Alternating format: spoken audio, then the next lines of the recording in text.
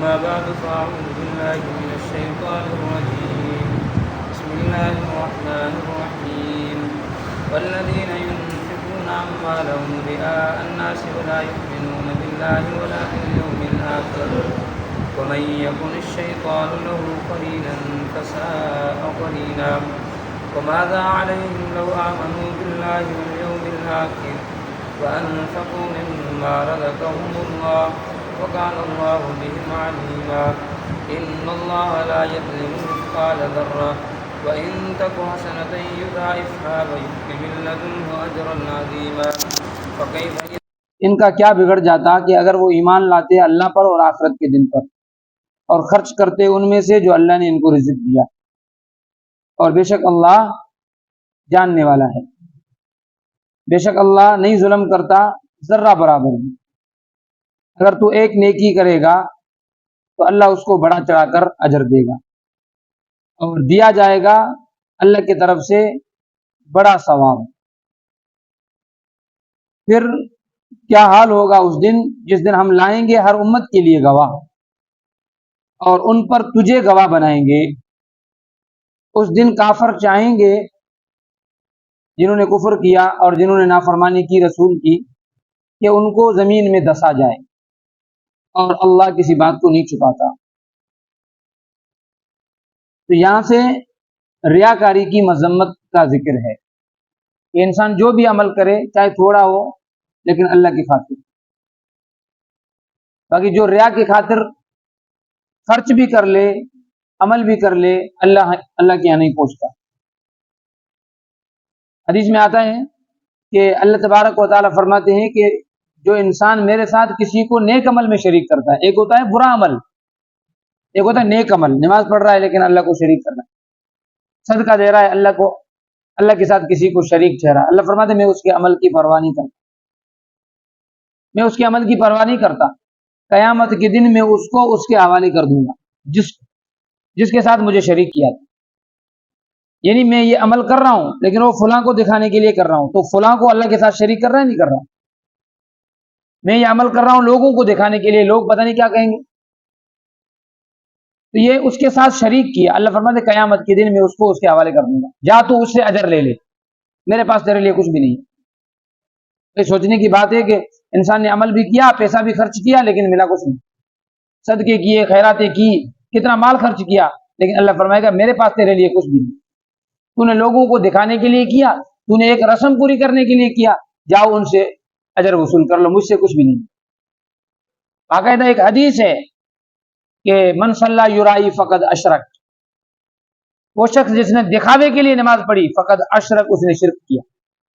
من صام یرائی فقد اشرک، روزہ رکھا دکھانے کے لیے، صدقہ کیا دکھانے کے لیے، فقد اشرک، اس نے شرک کیا۔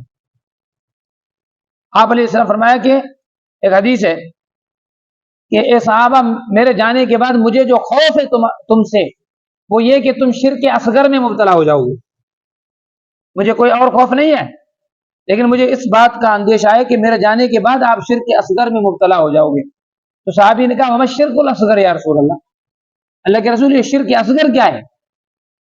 تو آپ نے فرمایا شرک اصغر یہ کہ کسی کو دکھانے کے لیے عمل کرنا، یہ شرک اصغر۔ لہٰذا ہر کوئی اس میں مبتلا ہے، ایمان والا بھی مبتلا ہے، کافر بھی مبتلا ہے، سب مبتلا ہے۔ اور بعض لوگ جو لوگوں کے حقوق ادا نہیں کرتے کیونکہ ان کے اندر یہ بیماری پڑی ہوتی ہے کہ بھائی میں اپنے ماں باپ پر خرچ کروں گا کوئی دیکھتا ہی نہیں، میرا نام کیسے ہوگا؟ میں رشتہ داروں کو دوں گا تو مجھے کوئی دیکھتا ہی نہیں ہے، اوپر جو ذکر چلا آ رہا ہے، میں یتیم میں خرچ کروں گا کوئی دیکھتا ہی نہیں ہے، یا مجھے اس سے کیا ملے گا؟ یہ تو بھینگیا ہے، خالی کچھ بھی نہیں ہے اس کے پاس، مفلس ہے۔ میں ان کے اوپر خرچ کروں کچھ ملے تو صحیح، یا باہر جا کے خرچ کروں میرا نام تو ہو، تو تیرا نام پھر یہیں رہ جائے گا، قیامت کے لیے کچھ بھی نہیں ہوگا۔ تو اللہ فرماتے والذین ينفقون اموالهم رئاء الناس، جو لوگ اپنا مال خرچ کرتے ہیں ریا کی خاطر۔ یہ بڑی بات ہے بھائی، سوچنے کی بات ہے، گھر جا کے سوچنا کہ ہماری جو خیراتیں ہیں کہیں لوگوں کو دکھانے کے لیے تو نہیں ہے؟ اگر لوگوں کو دکھانے کے لیے تو آپ کے کروڑ روپے ضائع ہیں، کچھ بھی نہیں، اللہ کے پاس پہنچتا ہی نہیں ہے۔ اللہ کے پاس وہ عمل پہنچتا ہے اخلاص کے لیے ہو، ایک ذرہ برابر بھی ہو اللہ اس کو بڑا چڑھا کر اتنا زیادہ کر دیں گے اللہ آپ کو بہانے سے جنت میں داخل کر دیں۔ جیسے مشہور واقعہ ہے غزوہ تبوک کا کہ سب صحابہ کو کا مال لے کر آؤ، عثمان غنی نے کتنا مال دیا، حضرت عمر اپنا آدھا مال لے کر آئے اور آدھا مال بہت بڑا ہے، صدیق اکبر وہاں سے آ رہا ہے، ایک گٹھڑی کندھے پہ اٹھائی ہوئی ہے، بس آ رہا ہے۔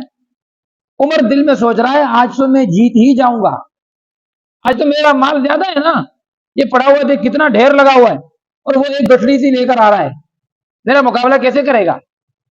اللہ کے حبیب نے پوچھنا شروع کیا، عمر بتاؤ کیا لائے ہو؟ اللہ کے حبیب پورا آدھا لایا ہوں، آدھا چھوڑ کے آیا۔ ابو بکر تو بتا، اللہ کے حبیب گھر میں صرف اللہ اور اللہ کے رسول کا نام چھوڑ کر آیا ہوں، باقی سب لے کر۔ آپ نے فرمایا عمر مال تیرا زیادہ ہے، اخلاص ابو بکر کا زیادہ ہے، تو آج بھی ابو بکر سے نہ جیت سکا، تو پھر بھی آدھا چھوڑ کے آیا، وہ تو کچھ بھی چھوڑ کے نہیں آیا، یہ اخلاص ہے، کچھ بھی نہیں بچا کے آیا، یہ اخلاص ہے۔ ولا یؤمنون باللہ ولا بالیوم الاخر، یہ انسان ریا کیوں کرتا ہے پتہ ہے؟ اس کا نتیجہ اللہ بتا رہا ہے کہ جب انسان ریا کرتا ہے نا اس وقت اس کے دل سے ایمان نکل جاتا ہے، اس وقت ایمان نہیں ہوتا۔ اگر حقیقت میں ایمان ہوتا، اللہ پر ایمان رکھتا تو وہ اللہ کے ساتھ کسی اور کو شریک ٹھہراتا؟ وہ اللہ کو ہی کرتا، اللہ تیرے لیے ہی میں عمل کر رہا ہوں۔ دل میں اللہ کا پکا ایمان نہیں ہے نا، اس لیے لوگوں کو دکھانے کے لیے کر رہا ہے۔ ولا بالیوم الاخر، اور نہ اس کا آخرت کے دن پہ پکا یقین ہے۔ بھائی بخل کرتا اگر آخرت پہ یقین ہوتا، بخل کبھی نہ کرتا، ریا کبھی نہ کرتا، کیونکہ جس میں ریا ہوتا ہے وہ وہیں سے دنیا میں ہی اس کا نتیجہ چاہتا ہے، اور جس کے اندر ریا نہیں ہوتا وہ اپنا بدلہ آخرت میں چاہتا ہے۔ وَمَن يَكُنِ الشَّيْطَانُ لَهُ قَرِينًا، فرمایا یہ ریا کرنے والے، بخل کرنے والے شیطان کے دوست ہیں۔ فسا قرینا، شیطان بہت برا دوست ہے، مطلب یہ اعمال جو ہے وہ شیطان کے ذریعے، شیطان وسوسے سے ڈالتا ہے ایسے کرو۔ ہاں اگر آپ خیرات کر رہے ہو اپنے باپ کی لیکن تیرے دروازے پہ دیگیں نہیں ہوگی، نام نہیں ہوگا، تو لوگ تو کہیں گے نہیں ارے اس کا باپ مر گیا کچھ بھی نہیں کیا، کچھ بھی نہیں کیا، ہاں میرا نام خراب ہو جائے گا، لوگ کہیں گے ادھر کے کہیں گے ارے باپ مر گیا کچھ بھی نہیں کھلایا، یہ نام نہیں ہوگا، تو شیطان اس کو وسوسے سے ڈالتا ہے کہ ایسا عمل کر تیرا نام تو ہو۔ تو یہ ریا والا عمل، بخل والا عمل شیطان کرواتا ہے، قرآن کے اندر وَمَن يَكُنِ الشَّيْطَانُ، وہ شیطان کا دوست ہے، فسا قرینا، شیطان کی دوستی بڑی بری ہے، اس انسان کو جہنم تک پہنچا کے چھوڑے گا۔ اللہ سے وعدہ کر کے آیا اے اللہ میں ان کو ضرور لَأُغْوِيَنَّهُمْ أَجْمَعِينَ، سب کو گمراہ کروں گا۔ وَمَاذَا عَلَيْهِمْ لَوْ آمَنُوا بِاللَّهِ وَالْيَوْمِ الْآخِرِ، اللہ فرماتے ہیں کس چیز نے ان کو روکا ہوا ہے کہ اللہ پر ایمان نہیں رکھتے، یعنی یہ ایمان اللہ پر لے آتے ہیں تو ان کا کیا نقصان ہو جاتا؟ اللہ پر ایمان لانے میں نقصان ہے یا فائدہ ہے؟ فائدہ ہے۔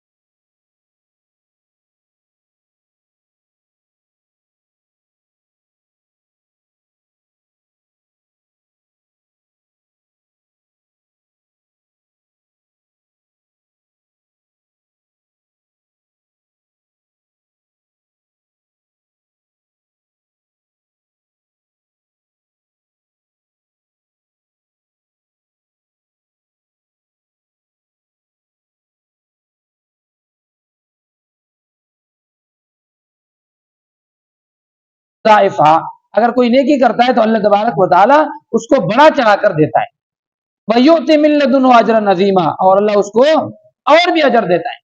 یعنی ایک تو یہ کہ اللہ تبارک اس انسان نے نیکی کی، اللہ نے اس نیکی کا بدلہ بڑا چڑھا کر دیا، بڑا چڑھا کر دیا۔ لیکن کبھی کبھی اللہ فضل بھی کرتا ہے، جیسے دیکھو دنیا میں ایک مزدور ہوتا ہے، جس دن مزدور آیا اس کی مزدوری 100 روپیہ تھی، آپ نے 1000 روپیہ دے دیا، لیکن دیا تو مزدوری کا نا، لیکن ایک دن آیا ہی نہیں پھر بھی آپ نے دے دیا۔ اللہ بھی یہی کہتا کہ تو نے یہ عمل کیا نہیں، پھر بھی میں تجھے اجر دے دیتا ہوں۔ وَيُؤْتِ مِن لَّدُنْهُ أَجْرًا عَظِيمًا، اللہ اس کو اضافی اجر بھی دیتا ہے۔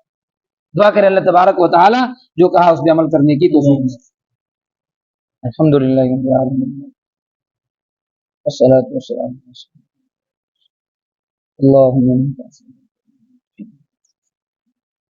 رب اغفر ورحم، آمین برحمتک۔ ویڈیو کو لائک اور شیئر کریں، قرآن و حدیث کے چینل کو سبسکرائب کریں، بیل آئیکن کو دبانا نہ بھولیں تاکہ ہر نئی آنے والی ویڈیو کا نوٹیفیکیشن آپ کو بر وقت ملتا رہے۔ جزاکم اللہ، ملتے ہیں نئی ویڈیو